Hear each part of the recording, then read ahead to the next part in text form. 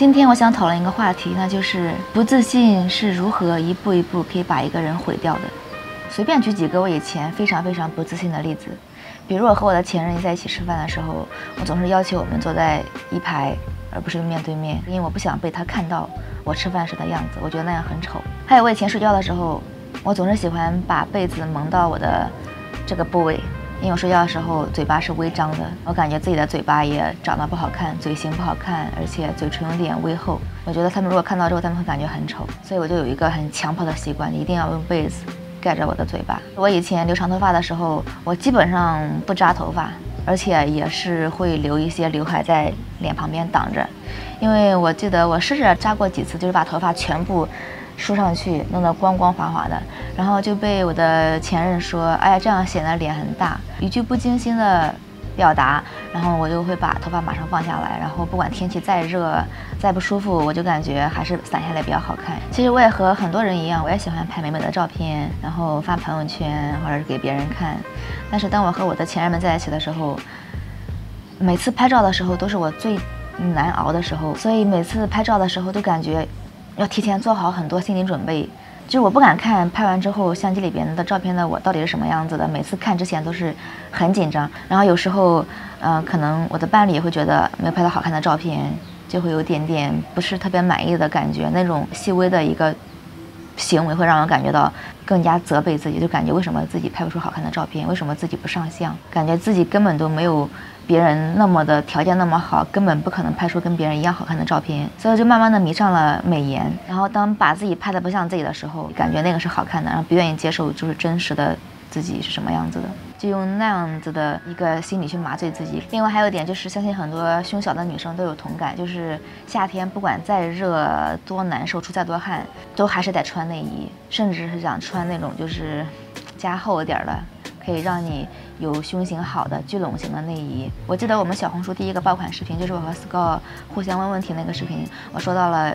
我以前就是嫌弃自己很多身体的很多地方，眼睛太小，鼻子太塌，嘴巴太大，腿不直，腰太粗等等。其实当时还有很多我当时没有想起来的，有几个例子比较极端。我的这个肩膀其实是正常的肩膀，正常人的肩膀。我还记得小时候我妈还会跟别人就是卖衣服的人夸我肩膀好看，说我的肩膀就是能撑得起衣服，不需要去垫肩之类的，就是很好看。我也觉得还行，但是就是不知道是从什么时候开始，大学的时候吧，然后就是不经意间从同学口中觉得我的这个肩太宽太平，感觉就是说不是被喜欢的那种类型。从那个时候开始特别的对自己的肩特别敏感，特别排斥，总觉得自己的肩太男性了，就很想要那种小溜肩。然后还被一些女性朋友就是说我的就是前面太平了，所以看起来像一个纸片人一样。还被卖内衣的也说过我应该多吃一点，让自己就是胸稍微丰满一点，要不然的话没有任何女人味儿。还被我的就是之前的 X 说过，说我这个脚踝太粗了，他说我脚踝太粗了我竟然还有人关心那个地方。其实还有一些更极端的，当时对我造成的影响挺深的挺大的。总结下来，如果我真的把那些所有的1条2条3条认真的记到心里去，然后想要去变成那种样子，我可能真的得去做一个大变身了。我要把我全部的所有地方都要换掉，我才能满意。问题在于别人吗？有一点点吧，但更多在于我自己，因为我没有就是发自内心的去了解过我自己，去认识我自己，然后去接受我自己，一直想让自己变成另外一种样子，但是我变不了，我没有魔法。所以当我看到我在别人的眼中或者是在一些镜头中影像中是什么样子的时候，我不接受，所以给我造成困扰，然后就是恶性循环。我是怎么一步一步找到了我的自信心呢？我做了一个很简单的事情，就是之前我提到那些所以我不接受我自己的点，现在我通通接受，我认为他们就是正常的合理的，然后也挺美好的。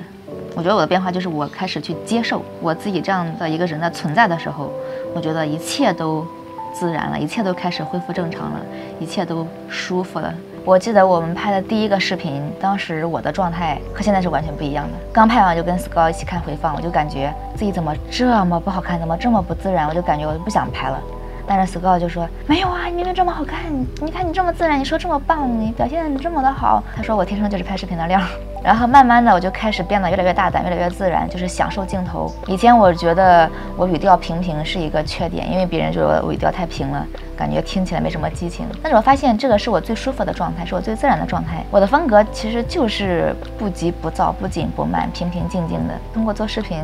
帮我找到了我自己的风格，然后让我去相信每种风格都是可以存在的，每种风格都是可以被接受的，只要你自己舒服，是你自己本真的就可以了。所以我觉得拍视频肯定是对我找回我的自信心有很大的帮助的。所以当我接受我自己本来的样子，我接受我自己本来的风格，我不去想要去成为我成为不了的，或者是跟我并不适合我的那些东西之后，我就自信了。虽然我的一路的故事听下来会给人感觉是因为一个人的出现，然后彻底的改变了我，死哥肯定是功不可没的。但我真的想给大家说的是，如果你没有那样的一个人在你的生命中，其实你也是有大把机会的。我发自内心的认为我自己是怎么样子的，我发自内心的接受我自己，